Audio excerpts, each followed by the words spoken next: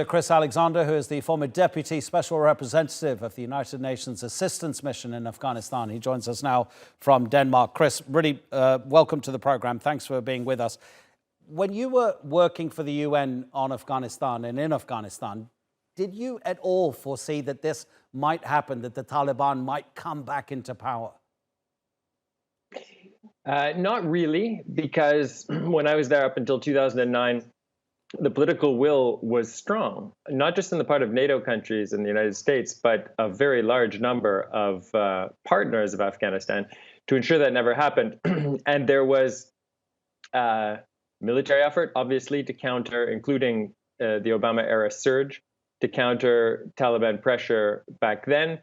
But there's also a reconstruction effort and repeated exercises in democracy to make sure institutions were strong enough to withstand any challenge.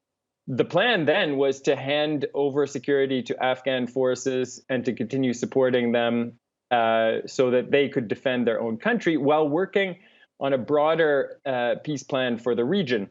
That's the part that didn't happen.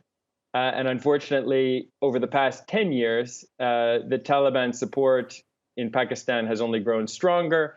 They took advantage of failed talks to rebuild their military capacity. And they launched an invasion this year, which has succeeded in bringing them all the way to Kabul.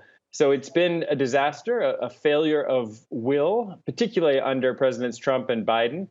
But it didn't have to happen. Do you think now that it has happened, the world needs to be prepared for the Taliban being in power for quite a long time? I mean, 1959, Cuba's revolution is still going. 1979, Iran's revolution is still going. This isn't a revolution along those lines. I mean, those two revolutions have been held up by fear, intimidation, repression, and dictatorship.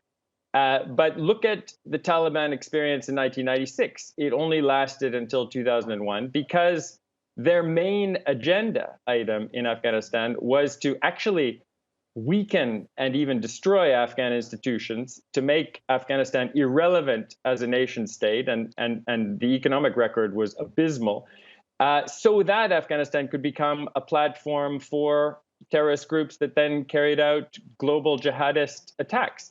And that's what brought an end to the regime, because the 9/11 attacks were so atrocious that the whole world came back. I don't think this is over even today, because they do not have legitimacy. They haven't been recognized by any state. There are Afghans who are continuing military resistance against the de facto Taliban presence in most of the country. And the world still has a lot of leverage that it hasn't used. For instance, an invasion of another country, in this case, Pakistan's intelligence service using the Taliban to regain influence across Afghanistan, is illegal under international law. And it has generated a strong response in other cases. When Vladimir Putin, whom you showed earlier, invaded Ukraine, there was a very strong response. That same sort of response should be coming now that a country has had the audacity to try to take over Afghanistan by force. It's unacceptable, and the world needs to get its act together to respond appropriately. Well, right now, obviously, as Joe Biden has been saying, the issue is trying to get people out of Afghanistan. The United Nations Secretary General Antonio Guterres asking every nation in the world to open its doors to people who want to leave the country and not live under the rule of the Taliban. Austria's Chancellor has said that he doesn't want to take a single extra Afghan refugee. I mean, his country has taken a fair number already. But then you have the United Kingdom, which recently said to more than 100 Afghan employees who had been guarding its embassy in Kabul that they would not be relocated to the UK. You have the Australians doing the same to a number of Afghan employees who were guarding their embassy in Kabul. That sort of attitude is not going to help the people of Afghanistan, and it's not going to help the solidarity that the country needs right now. But how do you resolve that? You can't force countries to take refugees.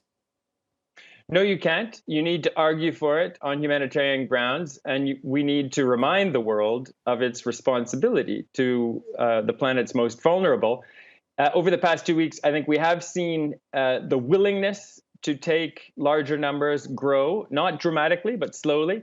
Canada has committed to take 20,000. I think we'll go well beyond that. The United States said tonight, I mean, President Biden said proudly they've taken already over 20,000 out of the country. And I think European countries and other partners are starting to do more.